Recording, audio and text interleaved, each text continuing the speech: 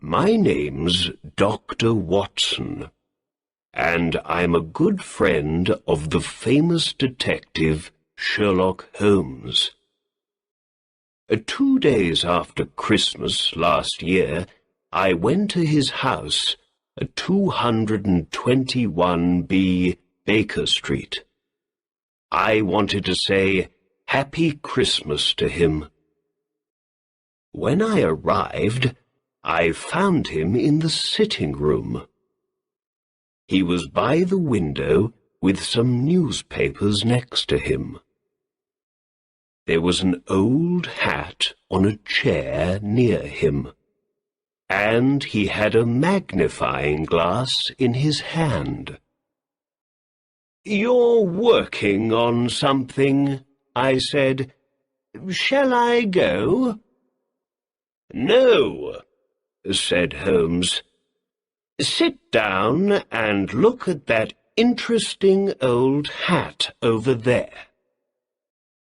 I sat down. It was cold out in the street, but it was nice and warm in Holmes's sitting room. "Why are you interested in that old hat? Is it something to do with a crime?" I asked. Holmes laughed. "Not a crime, no," he said. "I got it from Peterson, the doorman at the Baker Street Hotel. He found it in the street and brought it here on Christmas Day for me to look at. He also brought a dead bird with him, a good fat Christmas goose, at the same time. I gave the goose back to him this morning. He's cooking it at his house now, and he's going to eat it for dinner tonight." "Oh, first it was a hat, and now you're talking about a goose," I said. "I don't understand." "Then let's begin when it all began," said Holmes. At about 4 o'clock in the morning of Christmas Day, Peterson went home after work. When he got to Tottenham Court Road, he saw, in the street in front of him, a tall man with a goose over his shoulder. Peterson walked behind him for some time. There were some young men in the street in front of them. Suddenly, one of them hit the tall man's hat off his head, and it fell into the road. Then the tall man tried to hit the young man with his walking stick, but by accident he broke the window of a shop behind him. At that moment, Peterson ran to the man to help him, but the tall man ran away. Perhaps he felt bad about breaking the shop window. Perhaps he thought that Peterson, in his doorman's coat and hat, was a policeman. When he ran, he left his Christmas bird in the street next to his hat. The young men ran away at the same time. So Peterson took the goose and the hat home with him, and the next day he brought them here. There was an interesting little ticket on the goose's left leg, said Holmes. It said, "For Mr. and Mrs. Henry Baker." We can find the letters H.B. in the hat, too. Oh, so the owner of the hat and the goose is called Henry Baker, I said. Yes, answered Holmes. But, my dear Watson, this doesn't help us very much. There are hundreds of Henry Bakers in London. I gave the goose back to Peterson this morning, he went on, and I said to him, "Have this for your dinner." I didn't want it to go bad, you know. Did Mr. Baker put an advertisement in the newspaper about his hat and goose? I asked. No, answered Holmes. Then how can we find him? Well, perhaps his hat can help us, said Holmes. Here's my magnifying glass, Watson. Now, you be a detective for a minute or two. What can you tell me about the owner of this hat? I took the magnifying glass and looked at the hat. It was black, but old, and very, very dirty. I saw the letters H.B. in it. For me, it was no different from any other old black hat.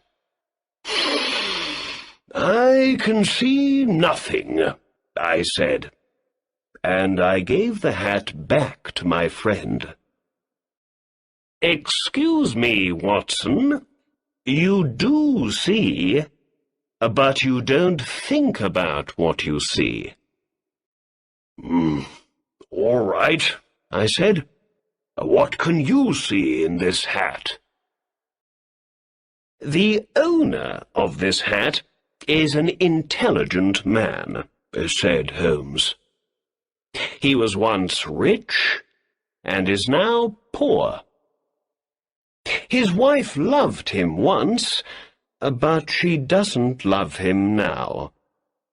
And he's 30 or 40 years old. Well, perhaps I'm slow, Holmes, but I don't understand, I said. Why is he an intelligent man, do you think? Holmes put the hat on his head. It came down to his nose. This is a big hat. A man with a big hat has a big head. And a man with a big head has a big brain. A man with a big brain thinks a lot. But you say he was once rich and is now poor. Why? The hat is 3 years old. I remember these hats were in all the shops then.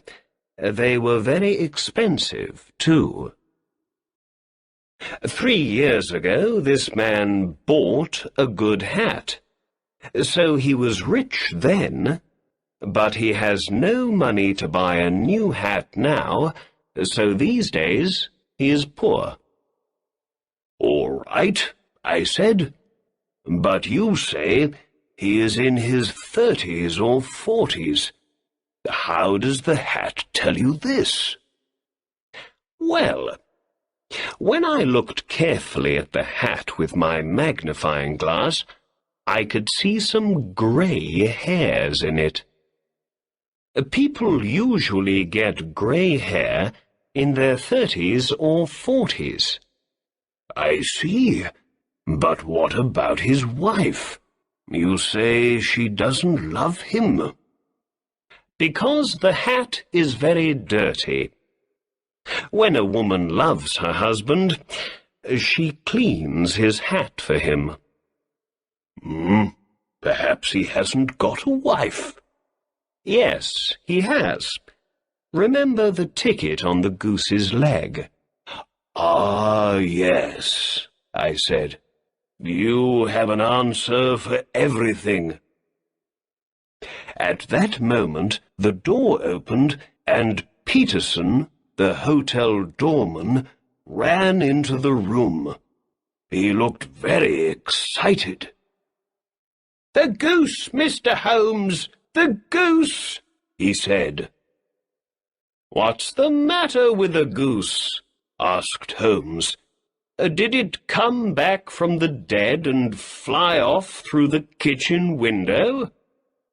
"No, Mr. Holmes. My wife found this in the bird." Peterson opened his hand.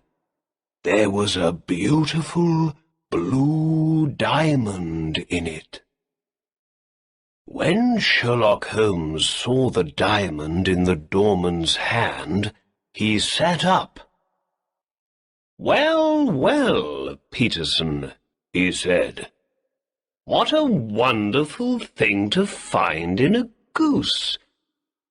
Do you know what you have in your hand?" "I think it's a diamond, Mr. Holmes. Is it expensive?" "Yes, it is," said Holmes. "This is the Countess of Morcar's blue diamond. It disappeared a week ago." "How do you know that?" I said. "Watson, you must read the newspapers more often. There's an advertisement in the Times today about it. Here, look." Holmes gave the advertisement to me. Then Holmes spoke to the doorman. "It's a very expensive jewel, Peterson. The Countess paid about £20,000 for it. Last week, someone took it from her rooms in the Cosmopolitan Hotel. Now the Countess wants to get her diamond back. She says that she's going to give £1,000 to the finder." £1,000? cried Peterson excitedly. Then, without saying more, he sat down in the chair between us. First he looked at Holmes, and then he looked at me. "The diamond disappeared 5 days ago, I think," I said. "Yes," answered Holmes. "They say a young man, John Horner, took it. Here's a newspaper report about the case." Holmes gave an old newspaper to me, and I read the report. "A diamond disappears from the Cosmopolitan Hotel. The Countess of Morcar's blue diamond disappeared from her room at the Cosmopolitan Hotel on the 22nd of this month. The police think John Horner, 26 years old, took the diamond from a jewel box when he went to repair the window in the room. James Ryder, the assistant manager of the hotel, told the court, 'I took Horner to the Countess's room, but then I went away for some time. When I came back, Horner wasn't there, and I found the open box, without the jewel in it, on the table next to the bed.' Catherine Cusack, the Countess's maid, spoke next. 'I heard Mr. Ryder call, and I ran to the Countess's room. There I found Ryder with the jewel box in front of him. The police found Horner at his home later that day, but they couldn't find the diamond. Later, Detective Bradstreet spoke to the court. "When I said, 'You're a diamond thief,' Horner hit me." Soon after that, Horner told the court angrily, "You've got the wrong man. I didn't take the Countess's diamond. I'm not a thief." Bradstreet then told the court, "Horner went to prison once before for being a thief. I say he took the diamond. The case goes to the High Court next week." "Well, that's the newspaper report about the diamond," said Holmes. "Now we need to understand how the jewel left the Countess of Morca's room in the Cosmopolitan Hotel and arrived in Tottenham Court Road in a goose. You see, Watson, there is a crime in this case. Here's the diamond. The diamond came from the goose, and the goose came from Mr. Henry Baker, the man with the old hat. I know you felt a little bored when I told you all about Mr. Baker, but now we must find him. Where and how does he come into the case of the blue diamond? The answer to these two questions is most important. "But how can we find him?" I asked. "Through a newspaper advertisement," answered Holmes. He took a pen and began to write. "Did you lose a goose and a black hat some days ago in Tottenham Court Road? Are you called Henry Baker? Please come to 221B Baker Street this evening at 6:30 to get your things." "There. That says it all, I think," said Holmes. "Yes, but is he going to read it?" I asked. "Yes, Watson, I think he is. He's a poor man, remember? At the time he was afraid because of his accident with the shop window, but now I believe he feels very sorry about running away and thinks, 'Why did I leave that bird in the street?' Perhaps he looked for a newspaper advertisement about it yesterday. I think he's going to look again today, too.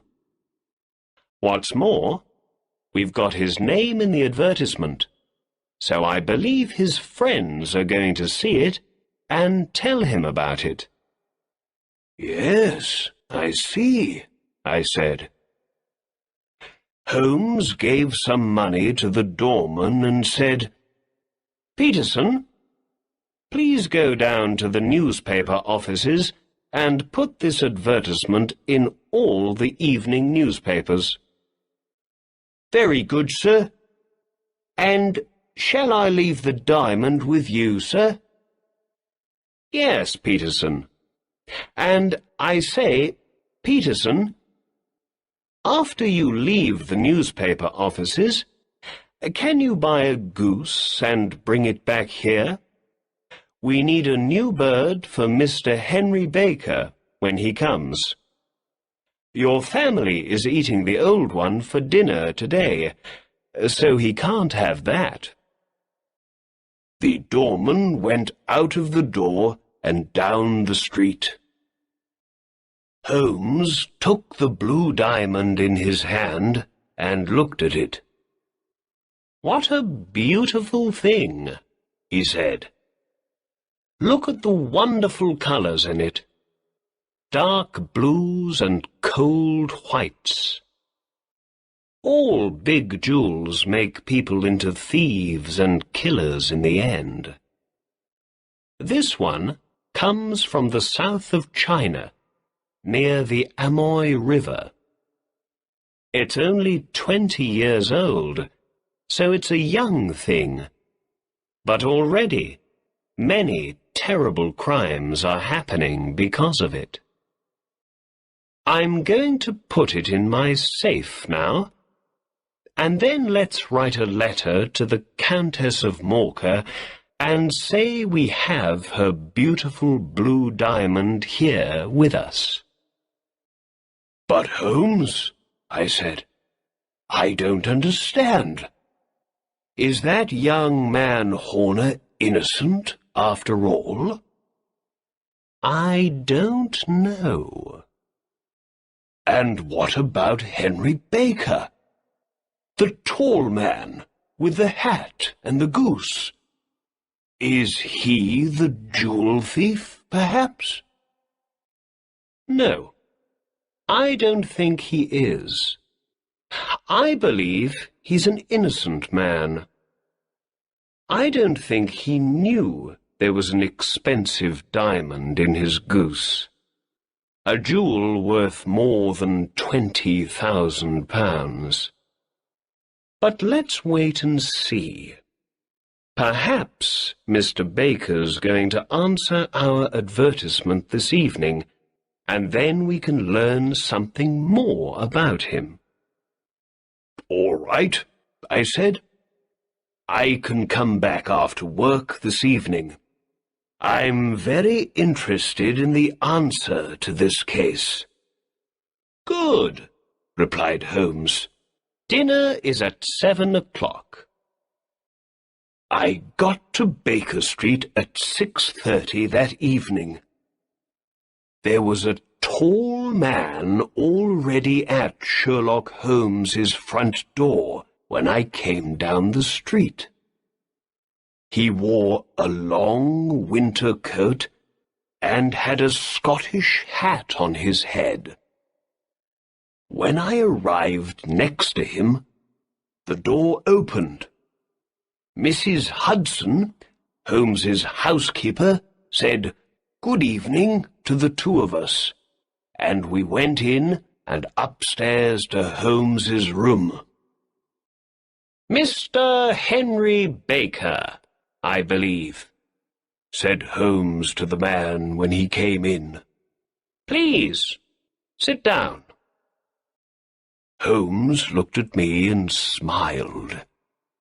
"Ah, Watson, good. You are here when we need you." Then he looked back at his other visitor. "Is that your hat, Mr. Baker?"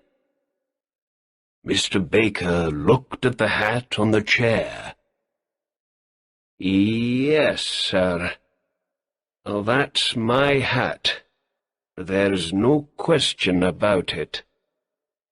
He was a big man with a big head, an intelligent face, and grey hair. I remembered Holmes's words about him. He wore a dirty old black coat with no shirt under it, but he spoke slowly, quietly, and carefully. I looked at him and listened to him, and I thought, yes, this is an intelligent man. He was rich once, but now he has no money, and things aren't easy for him. "We found your hat and your goose some days ago," said Holmes, "but we couldn't find you very easily, Mr. Baker. We didn't know your address.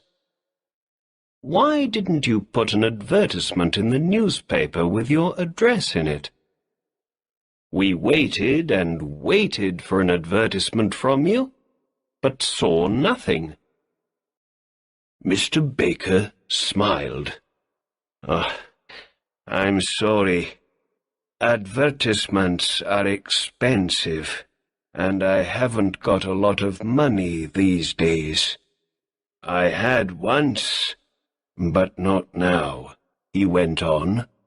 "And, well, I thought those young men in Tottenham Court Road had my hat and my goose, and I didn't want to put an expensive advertisement in the newspaper for nothing." "I understand," said Holmes. "Now, before we say more, I must tell you something about your goose, Mr. Baker. I'm sorry, but, well, we ate it yesterday, you know." "You ate it?" said our visitor, and he stood up excitedly. "Yes. Well, we didn't want it to go bad, you see. But we bought a nice new goose this morning for you. It's on the table there, by the door. Is that all right for you?" "Oh, yes, yes," said Mr. Baker happily. He sat down again. "And let's see. I think we have your old goose's feet, head, and everything from inside it in the kitchen. Do you want those?" The man laughed. "No, no," he said, "but I'd like to take that nice new goose home with me. Thank you very much." Sherlock Holmes looked at me with a little smile. "Very well," he said to Mr. Baker. "There is your hat, and there is your bird. Please take them. Oh, and before you go, can you tell me something? Where did you get your goose? I know a lot about geese, and that was a very good bird, I can tell you." "Well, sir," said Baker. He stood up and took his hat and the goose in his hands. "I got that bird at the Alpha, a pub near the British Museum. This year, the owner of the pub, Mr. Windigate, began a goose club. Every week, we all put 5 or 6 pence into a money box, and at Christmas time, we all had the money for a goose." With that, he said good-bye and left. "Well," said my detective friend, "that answers one question. Mr. Baker is not our diamond thief. Are you hungry, Watson?" "Ooh, no, not very." "Let's eat later, then. We must go to the Alpha at once. We need to speak to Mr. Windigate tonight." Holmes and I put on our coats and hats and went out into the cold winter street. The sky was dark over our heads. We walked east, and in a quarter of an hour we stood in front of the Alpha. Holmes opened the door, and we went in. In the pub, the owner, Mr. Windigate, gave us some beer. "Is this beer good?" Holmes asked him. "I ask because I know your geese are very good. Mr. Henry Baker told us all about your goose club." "Oh, yes, but those geese weren't our geese. They came from a man with a little shop in Covent Garden. Breckinridge is his name." "Thank you, my good man," said Holmes. We paid for our beer and drank it.